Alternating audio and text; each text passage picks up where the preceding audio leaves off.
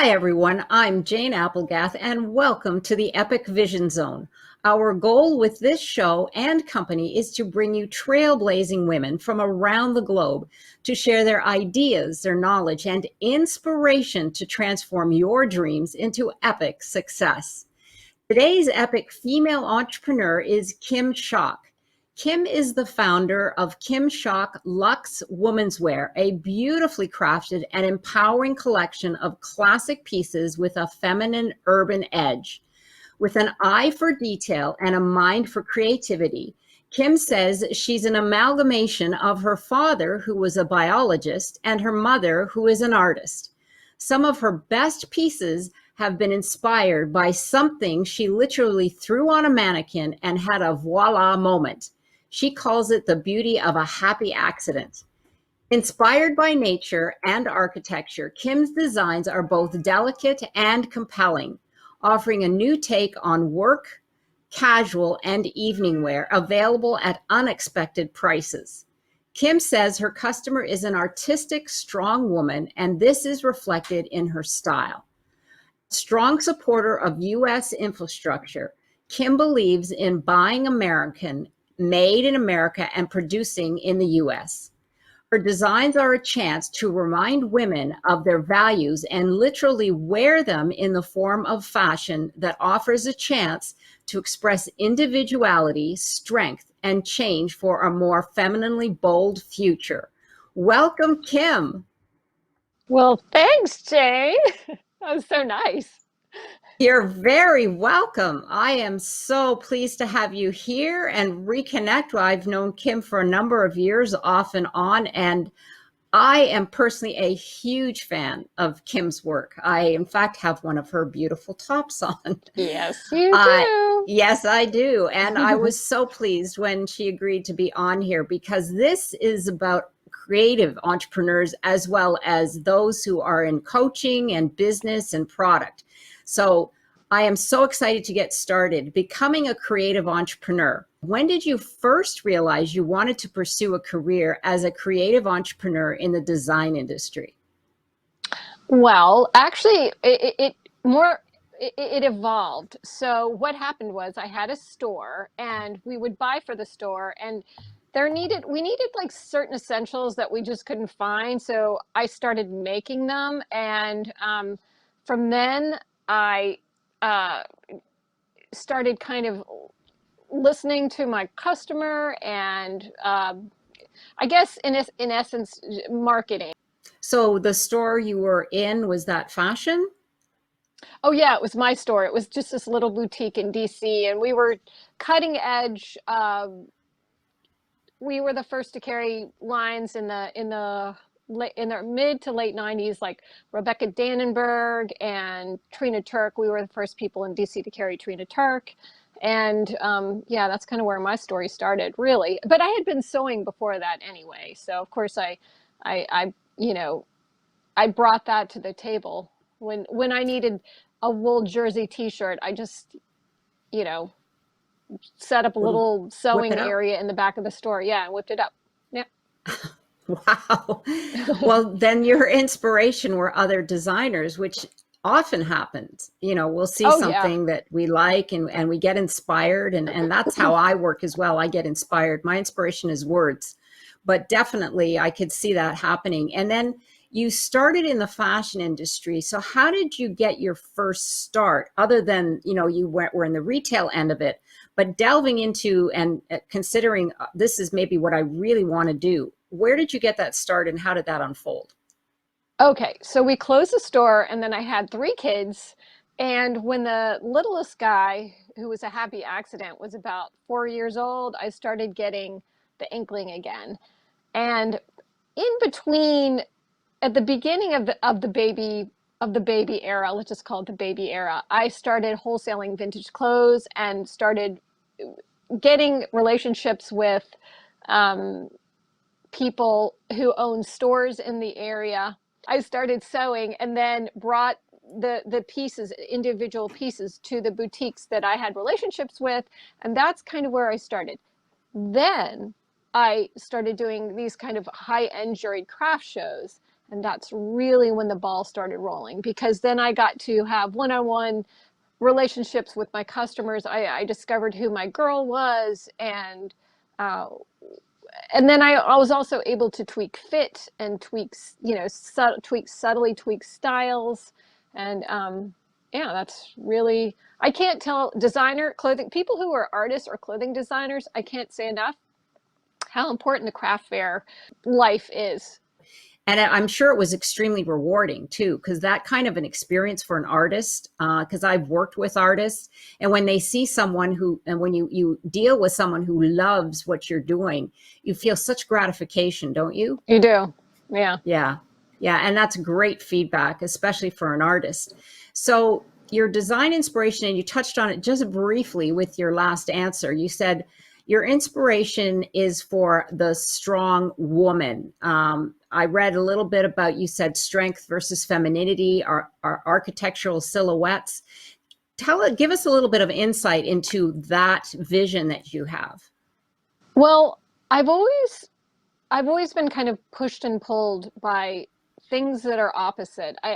My designs are strong, but there's also softness in them. And if I do a very structured uh, garment, there will be an element of girliness to it. I'm both. I just think most people are both. I find that's the most balanced and most interesting design. And I do get a lot of my inspiration from um, Japanese, the Japanese art and Japanese. There's all sorts of Japanese arts that are just like kind of obscure, like the Japanese art of charcoal making or the Japanese art of Mm. mending broken pottery. And I try to incorporate that into my designs, and and think about how I can bring that kind of aesthetic um, to my designs, how I can make it practical and still balanced and unbalanced at the same time, because that's what I think they do, Right, along with other right. things too. I mean, Japanese is a very natural. Uh, the art forms are very nature inspired. They're very one with nature, um, and my designs do have that, and they also have a vintage spin. I spend a lot of time looking at Edwardian and Victorian clothes and thinking about suffragettes and um, you know are the first strong girls, the people who got us our votes. It's wonderful how creatives, especially, they draw inspiration from all different avenues, and it really does blend itself in your line, because you do have the fine, clean aesthetics, but then you bring in a little tuck here or a flare there, and that brings in the femininity. So I can Yep. really see it in your clothing. The impact of our fashion choices and why they matter. Now, this is really important for entrepreneurs to hear, because for many of us, the choice lately has been whether or not we should get out of our pajamas in the morning, because of what's happened in our society and COVID and all of that. But as entrepreneurs, especially because we are our brands when we come forward into the world, whether that be on Zoom, whether that be on stage, whether that be meeting a client. So the impact of our fashion choices have on our character and our brand, and what that means for us as entrepreneurs and why it's so important. Yeah. Well, a very wise person once told me, when he found out I was a clothing designer and at the beginning of my business, said, do not step foot out of your house without something that you made. So, I mean, I go to the gym wearing my clothes, and yeah, it's not the the zippered structured Leanna maxi dress, but it'll be, a cropped Wilhelmina jacket that kind of has a sweatshirt sensibility, but it's a really, really cute sweatshirt. And I have to say, I'm all in for feeling comfortable, but you can do both at the same time. You can look fabulous and look comfortable. And also remember, this is your time. I mean, stepping out anywhere is your time to tell people who you are, and why not do it without even speaking? I mean, clothes are such a gift, really. It's it's the beginning of anybody. It's the first thing people see. And you're saying what you want to say. Yes, it's your first impression, but you're absolutely right. Your clothes do the speaking for you when you make that Yep. impression. And it does make a difference. And I love that piece of advice that they said that don't step out without a piece of your own clothing on. Yep. So there you go, because, you're a designer and it would behoove you if, you had something and someone said, I love that. Where did you get it? And you say, well, as a matter Right. of fact, Just it's whip out your card and exactly, exactly. But yes, I love that because first impressions are everything. And they also say a lot about who you are and your character. So the best advice for mompreneurs. Now you said that you went into the baby phase and you had some children, and you still have your kids around, and you're a mom, you're a wife, you've got your own business, you're an entrepreneur. So what's the best advice that you can give to a mompreneur? well, it's advice I can't really I can't really I try to follow, but I don't but I fail a lot. And that is it's really important to not beat yourself up because there's, going to be a lot of times those teeth aren't brushed or um, whatever's not done that is supposed to be done. And yeah, so be easy on yourself and don't beat yourself up. And because that causes stress and anxiety when you do, and when you're stressed and anxious, you cannot be the best that you would hope to be. You're not at your best. If you're stressed out, you're just not at your best. So, Right. however you And can kind of check it, check your stress level. right. And be aware that we actually stress ourselves out. We do it to ourselves. Individuals who are thinking of entering the creative space as an entrepreneur, it is different than others. And is there any particular advice that you would give a person who might be listening and saying, they're an artist or they're a designer or, they're even a chef, because chefs are very creative. What advice you might give them that you have gone through? Oh, I've got a good one.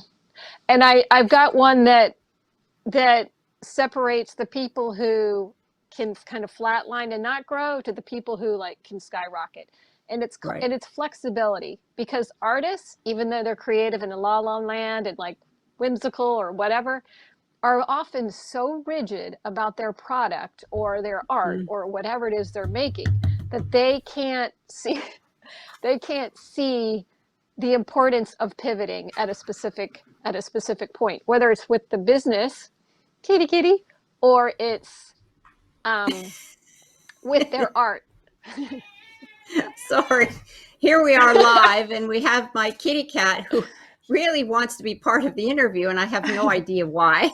She never That's has okay. before. She must She be likes feeling your me. creative energy. Yes, I keep like, oh my God, here she comes again. Oh, well. Anyway, it's fun. It breaks it up. But okay, so flexibility. Yeah, and The here we most are being important thing. flexible. Yep. Yes, It's absolutely. the most important thing. That is so key because you're right. That actually is great advice for anybody. I mean, Hmm. creatives. I know that you said that they tend to be more all over the place, but there's also the fact that those who have a more linear mindset, they are so rigid in their thinking that sometimes they grind themselves to a halt because Absolutely. everything has to be perfect, and if it's not, they just can't move forward. And perfection is subjective. I mean, Yeah. my perfect is not your perfect, and so on and so forth. So there is no such thing as perfect, quite frankly. It's all a matter of perspective. It's totally perspective. And a girl came to me the other day, an artist, and she's like, I can't get into these shows, these juried shows that I was telling you Hmm. about. And I'm like, well, I can tell you exactly what you need to do. And I started telling her, and I could hear the click. Like I could hear she wasn't hearing me. It was too much for her. And I'm like, well, that's fine. She'll come back if she has, and trust me, her art is beautiful on its own. It really doesn't need to be changed, or there's nothing wrong with it. There's nothing that's not beautiful about it. But if she's trying to get into a show, I can tell her what she needs to do. um, but I could sense she couldn't absorb it. at that Right. moment. And maybe she will Right. later, you know. So, advice to your younger self. If you could go back in time and tell yourself one thing before beginning your career, what would it be? This is pretty easy. I have learned through the years to be very careful, and this is specifically with my sewing. When I first started sewing, I was a hot mess. It's like the seams didn't have to match, and I'll finish it at the end. Now, if they're not like, if my papers aren't perfectly lined up to fit exactly as it should, I'm like, ah! And I guess it's, I guess it's 180. Like I could take it back a step now that it's so it's almost OCD at this point. But you know, pattern making, which is part of what I do, is a very particular art form, and it has to be exact. There's an exactness that it needs. And so for anybody who is going into clothing design, do your math homework. Stay in school, kids. Yes, you wouldn't think those two go together, would you? But yes, I could see that. Math. Detail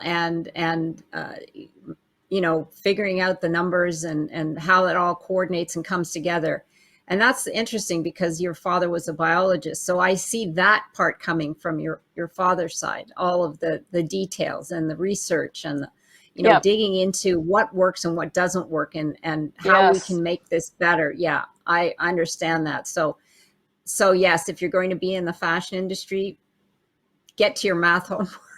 Yeah. Because as Kim said earlier, you used to stress over armholes, and I thought that was hysterical. You said, "Oh my gosh, I'm just so done with these armholes. I used to stress over them and figure out why aren't they working, and now you're much better." Yeah. And I'm like, oh Yeah, right, yeah. right. I just thought that was hysterical because I just can't envision myself stressing over armholes, but that's another day, another story. So, social media and the fashion industry. What role do you think social media plays today in the fashion industry? I love Instagram. I think it is the biggest gift that could possibly be given to any visual artist or anybody offering any kind of service. I mean, what other place like lets you just put your stuff together down on a silver platter and present it like with the best of them? Instagram is amazing. Instagram is my favorite. Of course, it's my favorite social media. And, I spend a lot of time on my Instagram. I make movies. I make my own movies. I edit everything myself. It's ridiculous. It's like I've learned how to do video. I mean, I need to just stop, It's but becoming I another don't do creative career. it really is. It's a huge creative outlet for me. When I get tired of doing sewing, I'll just go and, paint a photograph somehow. And if you check out my Instagram, you'll see. And I know you have, Jane. Yeah, yeah. Um, and the other thing I love is TikTok is amazing. If anybody's on TikTok, girls, and guys, TikTok has so many, like, there's a whole part of TikTok that's like, it's called TikTok business or business #business TikTok, where you can learn how to invest money. You can learn how to do Photoshop on TikTok, and it's all so easy to find. The search engines are much easier than the search engines on Instagram and YouTube, and it's fabulous. TikTok, love. Wow, I'm not on TikTok, but I know that it's widely used. But You, you need, I need to get on it. yes, Yeah, I'll have to go to you then to figure out how it works because yeah, I'm like you. Instagram is my favorite and my go-to, and for your industry particularly, it is a gift because what it does is provide you with a storefront. It provides you with a yes, platform so you could say, "Look what I've just designed," or "Here I am busy at work. Don't miss my fall collection." Anticipation and reaching people from around the globe. I mean, oh my gosh. And anybody who has a business today needs to be on social media. And once again, because there is so much work to do, and on this summit there are some fabulous people who are doing great things with social media. Reach out to them, learn their resources, because they can help. And if you don't have the time or the inclination, because that can be very overwhelming as well to do it yourself, hire somebody, because that will Yes. move your business forward, but don't avoid it.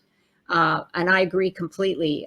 So I may have to get someone to do my TikTok for me, even though I know you have At to be least get your speaking up. TikTok name. At least get your Okay. name. You know, And my do name. nothing else. You Right. don't have to send, you don't have to make TikToks, but just get your name in there so nobody Okay. else can get it. Okay. I thank you so much for that great advice. I'll go forward and do that. That I could do for sure. I won't have to hire somebody for that one. No. So being a designer, what is your favorite part about being a designer? I love, well, I love creating a bullseye. Like, you know, I make things a lot and they're just, I'm like, oh, I can do this and I can do this. And I'll make these pair of pants this way. And then I'll make them and they just look terrible. Like, I'm like, ugh. Um, but every, you know, once every like 6 or 7 times I'll make something and it will be perfect. Like the perfect fabric for that pattern and that style. I made this pair of pants yesterday and they are phenomenal. I'm still on a high.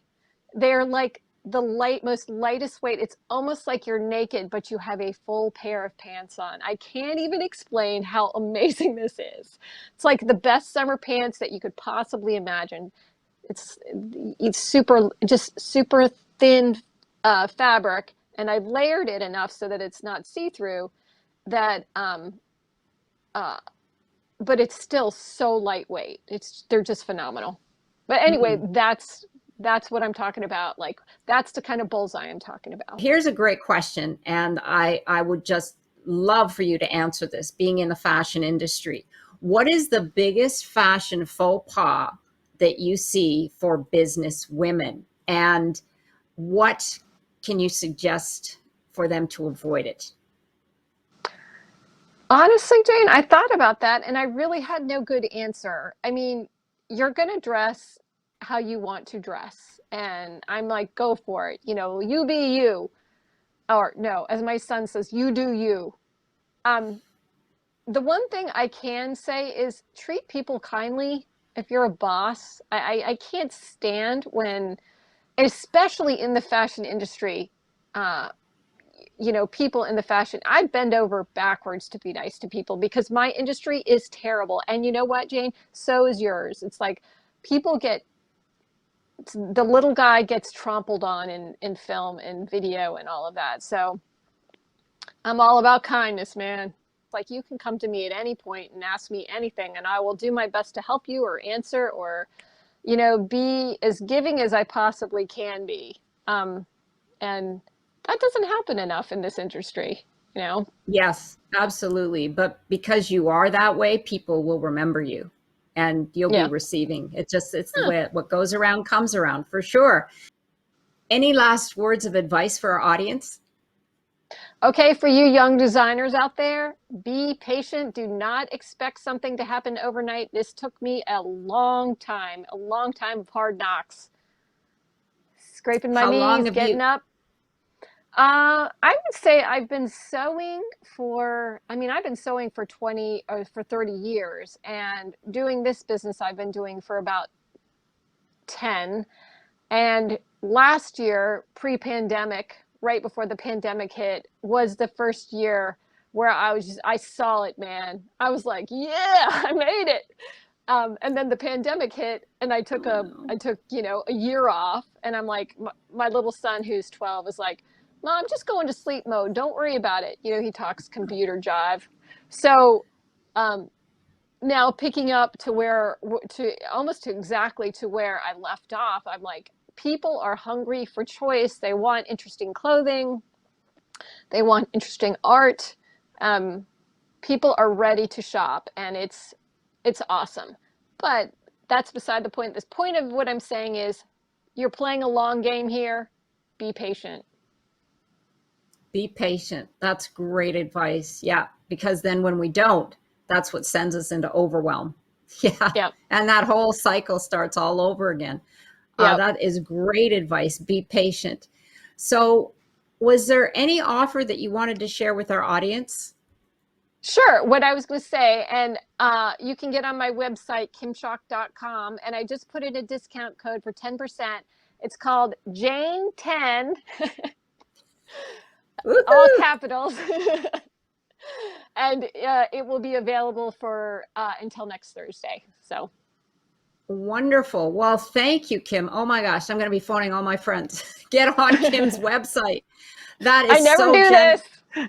Yeah, I know. She does it. That is so generous. Oh my gosh. And like I said, her pieces are classic and they are timeless and they are quality, which I really love. So I wanted to say, because we're here on the Epic Vision Zone, my final question to you is, if your life were an epic story, what would the title be? Well, this is a great question, actually. Thank you. It's not exactly an epic, but it's a Greek story about a guy in Hades, which was the afterworld, and his name was Sisyphus, and he was technically in hell, and his hell was he had to roll a boulder up a hill, and when he got that boulder to the top of the hill, he would get out of hell. So Mhm. he would roll the boulder up the hill and then get almost to the top, and the boulder would fall back down the hill. That's my story. Oh, that's your Until now, story. I feel like I finally got that boulder to the top of the hill. So maybe your title will be The Boulder Over the Hill. Yeah, Sisyphus, Something like that. uh, yeah. You think of this. You're the word person, so Yeah, right. so. But I love the story, the metaphor. I get it. And that goes right back to your advice. Be patient, but don't Yeah. give up. But Don't don't give give up. up. Yeah, that's the key. Well, Kim, I once again I want to thank you so much for being with us here today and sharing your knowledge and your inspiration with entrepreneurs at every level. And be sure to check out Kim's bio in the Summit directory, where you will find that incredible offer and all the information to connect with Kim and her social media platforms, TikTok, Instagram, her website. And thank you again. And be sure to follow me on Instagram at Jane Applegath and check out how you can become an epic entrepreneur at janeapplegath.com. This is the Epic Vision Zone, transforming your dreams into epic success. Congratulations for signing up for the Female Entrepreneur Revolution. We're bringing you some of the most exciting female entrepreneurs from around the globe to share with you their knowledge, their ideas, their inspiration, and more importantly, their resources to elevate you to prosperity and freedom. And by being here, you're on the cusp of something great, your epic future. I'm Jane Applegath, founder of the Epic Vision Zone and producer of the Female Entrepreneur Revolution. Be sure to get your VIP pass and join me after the summit on June 16th for a very special VIP coaching session where we'll have hot seating, summit Q&A, and a special guest appearance by one of our speakers just for you, where we'll ignite your vision, up-level your confidence, and set you on the path to your dreams' epic success. This is your opportunity calling. It's time to take action. Get your VIP pass now. I can't wait to see you on the other side.